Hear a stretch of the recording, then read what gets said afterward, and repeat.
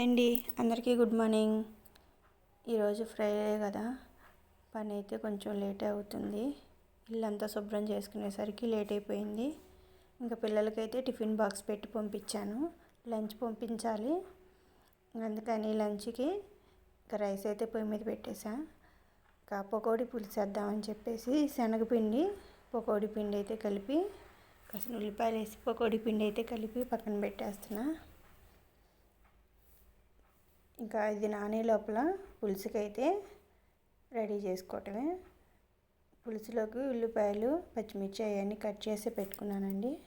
ఒక గిన్నె పెట్టేసి ఆయిల్ వేసుకొని పోపు దినుసులు వేసుకొని ఉల్లిపాయలు వేసుకొని కొంచెంసేపు వేగనిచ్చేసుకుంటే కొంచెం ఉప్పు పసుపు వేస్తే వేగిపోతాయి తొందరగా. రైస్ అయితే ఉడికిందండి. ఇవన్నీ ఉల్లిపాయలు వేసేస్తున్నాను.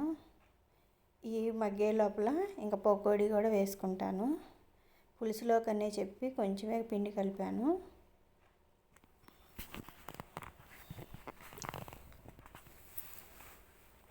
ఇంకా రైస్ మగ్గిపోయింది. రైస్ అయితే మగ్గింది.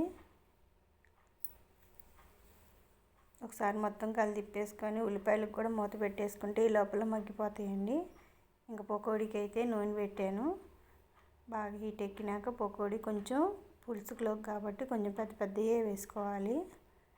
పులుసులో ఇనికిపోతాయి. ఎండాకాలం కదండి, కొంచెం డీప్ ఫ్రైలు అసలు తగ్గించాలి. ఎండలు ఇప్పుడే ఇంత ఎక్కువగా ఉన్నాయండి.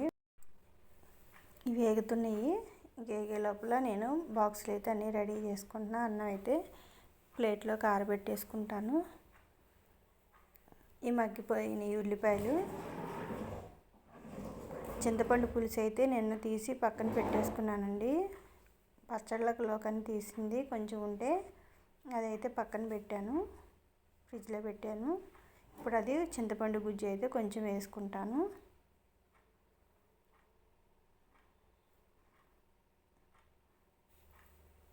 రోజు పెందలాడే పని చేసుకొని మిషన్ పెట్టుకుందామని ఎంత తొందరగా పని చేసుకున్నా పనే అవ్వట్లేదండి. నేను ఎంత పెందలాడైనా కూడా కరెంట్ అయితే లేదండి. 2 రోజుల నుంచి మాకు పొద్దున్నే పోయి సాయంత్రం దాకా అయితే కరెంట్ అయితే రావట్లేదు. పని అంతా ఆగిపోతుంది. మా అమ్మాయి డ్రెస్సులు అయితే కుట్టాలండి.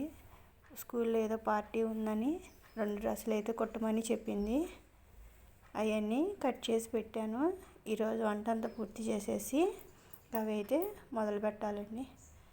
ఈ పులుసులో అయితే నేను కొంచెం ధనియాల పొడి అయితే వేస్తున్నాను. పులుసు అంతా బాగా కాగిపోయింది. కొంచెం కొత్తిమీర ఈ పకోడీలు కూడా వేసేసుకుంటే వేడి మీదే నానిపోతాయి.